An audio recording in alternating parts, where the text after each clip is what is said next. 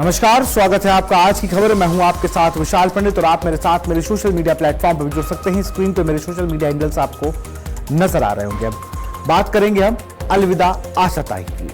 कोलकाता की गलियों में आज सुरों की वही मिठास गूंज रही है जो आशा भोसले की आवाज ने रची थी। ये शहर उनके लिए सिर्फ एक कार्यस्थल नहीं था, बल्कि यादों और अपनापन से जुड़ा एक भावनात्मक ठिकाना था। आर.डी. बर्मन के साथ उनकी जोड़ी ने यहाँ कई कालजयी धुनों को जन्म दिया, जिनकी गूंज आज भी स्टूडियो में महसूस की जाती है। HMV और JMD जैसे स्टूडियो आज भी उनकी आवाज और उस दौर की संगीत साधना के साक्षी हैं। भले ही समय आगे बढ़ गया हो, लेकिन आशा भोसले की आवाज और उनके स्वर हमेशा के लिए अमर रहेंगे।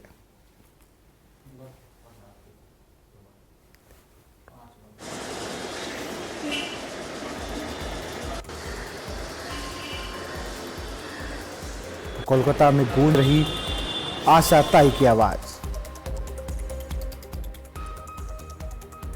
ये उनके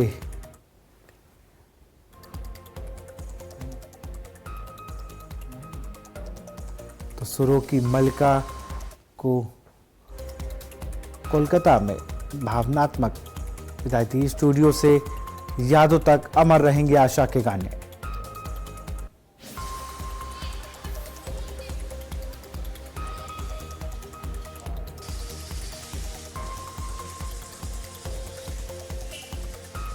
साल 1933 से लेकर 2026 12 अप्रैल एक महान गायिका का जीवनावसान हो गया। आशा भोसले जी एक सुरों की रानी नहीं, उनसे जुड़ी हर एक शख्स, हर एक चीज, हर एक गाने, सब कुछ आज मेमोरेबल बन गया। वो हर एक गाना जो हर एक इंसान की दिमाग में, दिल में, हर एक के जुबान पे हर एक क्षण गूंजता रहा, वो आज हर एक गली मोहल्ले में हर एक इंसान के मुख पे सुना जाता है। कलकत्ता से जुड़ी उनकी हर एक चीज, हर एक भावनाओं आज सामने आ रहा है। मैं आज जहाँ खड़ी हूँ, कलकत्ता में वो जब भी आते थे वहाँ यहाँ पर रुकते थे। मैं साल 1980 की बात करूंगी, जब एक अनोखा प्रेम कहानी का सफर शुरू हुआ था इस कलकत्ता के इसी निवास से, आर.डी. बर्मन साहब के निवास से। मैं इसी घर को दिखाना चाहूंगी, मैं मेरे कैमरामैन को भी दिखाने को कहूंगी कि इस बासभवन में जब शादी के बाद एक अनोखा प्रेम कहानी जब शुरुआत हुई थी 1980 पे, जब उन्होंने आर.डी. बर्मन साहब से उन्होंने शादी की थी, उसके बाद उन्होंने कलकत्ता में जब भी आए थे वो दोनों यहाँ पर ही रहते थे। इस कलकत्ता के जो HMV स्टूडियो है, जो JMD स्टूडियो है, यहाँ पर बहुत सारे गानों के ऐसे गाने तैयार हुए हैं जो अभी भी एक कल्ट क्लासिक हो गए हैं, जो हर एक इंसान के दिलों में राज करते हैं, हर एक इंसान की जुबान पे है, गूंजते रहते हैं हर एक के दिमाग में। वो सिर्फ और सिर्फ एक गायिका नहीं थी, एक एहसास है। आज वो हमारे बीच नहीं है, पर सिर्फ और सिर्फ उनके गाने को लेकर ही वो अमर रहेंगे। आशा भोसले जी अमर रहे। कैमरामैन पार्थसारथी दास के साथ मैं सहेली, कोलकाता। घर सिर्फ जैसे ईंट और पत्थर से नहीं बनते, आर्टिस्ट भी, जैसे शिल्पी, गायिका भी सिर्फ गाने से लेकर ही वो अमर रहते हैं।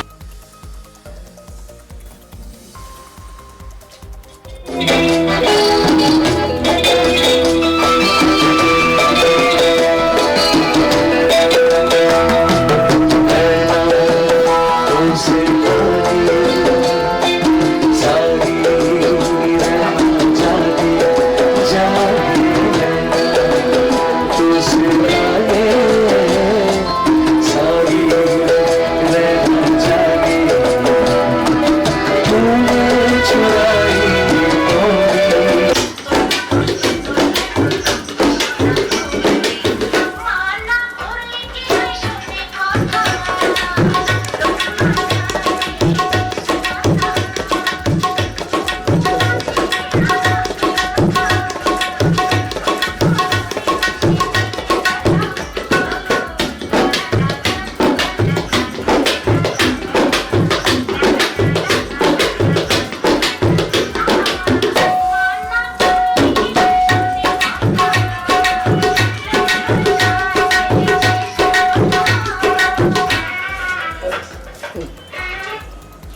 ठीक है, ठीक।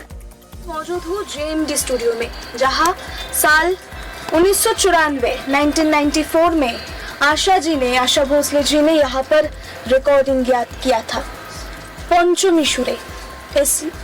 इसी रिकॉर्डिंग स्टूडियो में उन्होंने रिकॉर्डिंग किया था। यहाँ पे उनके साथ आप काम किए हैं, वो यहाँ पर आए हैं, बहुत सारे गानों के रिकॉर्ड किए हैं उन्होंने। आप उनको लेकर कुछ याद हमारे साथ 1994 में यहाँ पर रिकॉर्डिंग हुई थी। आशा जी यहाँ पर 3-4 दिन करीब कंटिन्यू हुई थी और उन्होंने पंचमी सूरज जो कोऑर्डिनेशन बर्ड के अरेंजमेंट में काम हुआ था, उसमें उन्होंने यहाँ पर रिकॉर्डिंग की थी। बहुत ही अच्छा अनुभव था। काफ़ी भीड़ भी रहती थी यहाँ पर, लोग सुनने के लिए आते थे। और आशा जी भी एकदम घरेलू के समान सब काम करती, सबका अपना ही समझती थी। बहुत अच्छी थी बात करने में, हर बात में कैलाश भाई करती थी। बहुत really I missing her, she is really a legend singer. और भगवान की आत्मा को शांति दे और हमारे मन के अंदर हमेशा विराजमान रहे, ये मेरी भगवान से प्रार्थना है। कि ऐसी लेजेंड और आशा जी की जैसे सिंगर हमारे सबके लिए भगवान से कम नहीं है, जिनको सुन के, जिनको जिनके गाने सुन के सीख के हम लोग बड़े हुए हैं। आशा जी, लता जी, तो आशा जी का कल ये जो हुआ है, ये सच में बहुत दुखजनक बात है और सबके लिए, पूरे म्यूजिक इंडस्ट्री के लिए इट्स अ ग्रेट लॉस। कि आत्मा की शांति का ही हम लोग कामना कर सकते हैं और उनका आशीर्वाद हमारे साथ हमेशा रहेगा और उनके गाने हमारे दिल में, हमारे जहन में, पूरे जनरेशन के दिल में ये रहेगा। और पूरे जनरेशन के लिए ये लॉस है क्योंकि वो आखिरी लेजेंड थी इंडिया की जो हमें कल छोड़ के चली गई। तो बहुत ही ज़्यादा दुख की बात है और उनकी फैमिली को पूरे कॉन्डोलेंसेस, पूरे प्रणाम, उनकी आत्मा की शांति का कामना करेगा। उनके आशीर्वाद हमेशा हमारे साथ रहे। A major star has fallen. The versatility of Asha Bhosle cannot perhaps be compensated. It had everything that you can dream of. Both the sisters began singing in a similar way. In order to avoid any competition between the two sisters, she changed her form and style. And in doing so, what she did was she started using not just the singing voice but also the effects voice, which means controlling the breath, creating certain sounds that are not really part of music, but which, R.T. Burman regularly used. After death of R.D. Burman, तो in tribute of R.D. Burman वो सब गान recording हुआ था। तो मैं तो था ही उस रिकॉर्डिंग में। मेरा जो दादा कल्याण सिंह मराठ, उन्होंने अरेंजमेंट किया था टोटल म्यूजिक।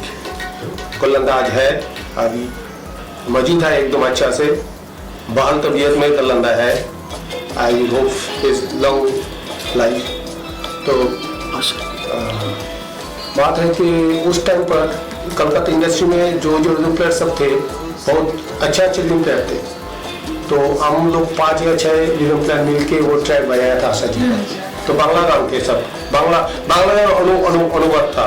तो खुशबू का वो गाना हम सबको मालूम है, वो बहुत फेमस एक गाना है, बेचारा दिल क्या करे। तो वो उसका जो बांग्ला अनुवाद था, तो एक बार वो अगर हमारे साथ प्रियो ने लिखा था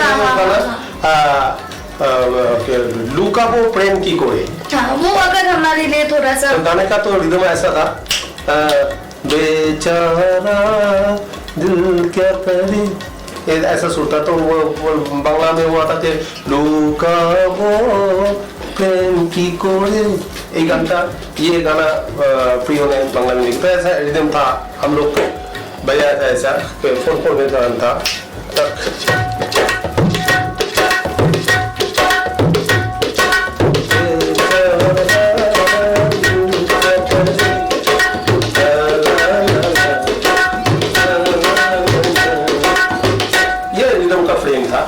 इस फिल्म में सब तबला, ढोलक, कंगा, नेपाली मादल बोल के इंस्ट्रूमेंट है जो आर.डी. बर्मन ने लाया था सबको सामने, एकदम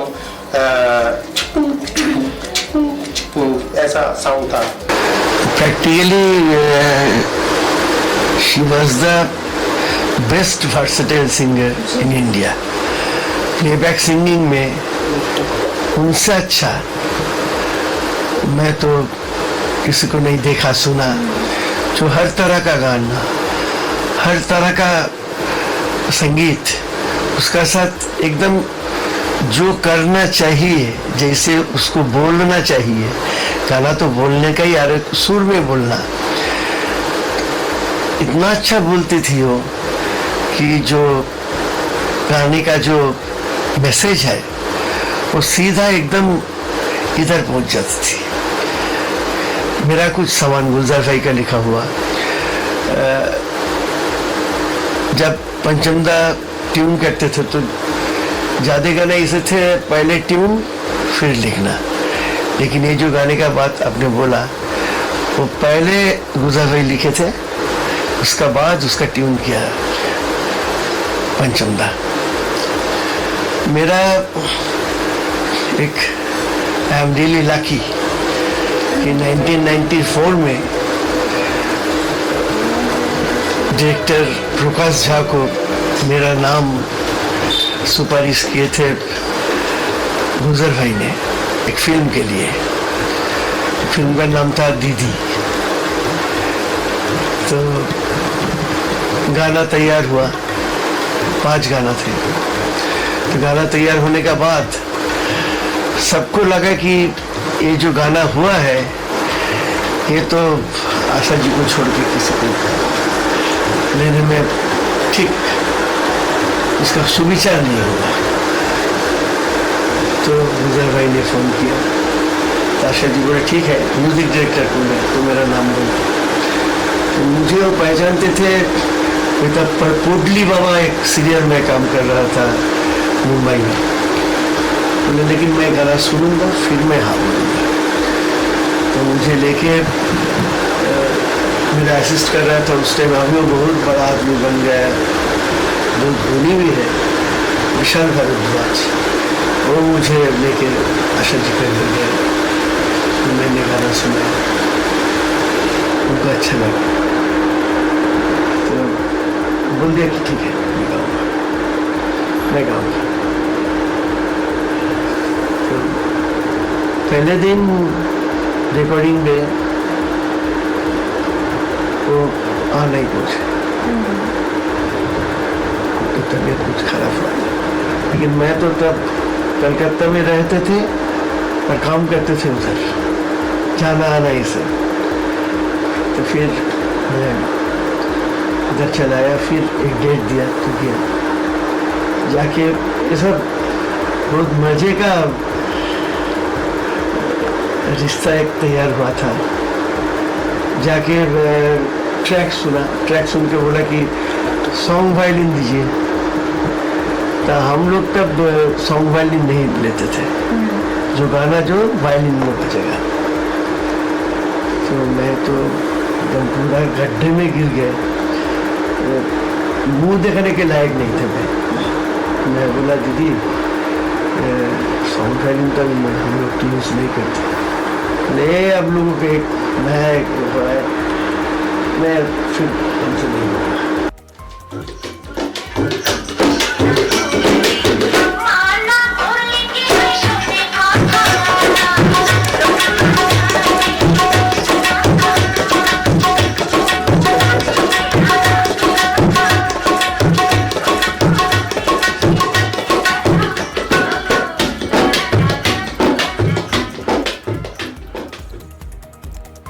तो हमारे खास कार्यक्रम में फिलहाल इतना ही। आप देखते रहिए आज की खबर। नमस्कार।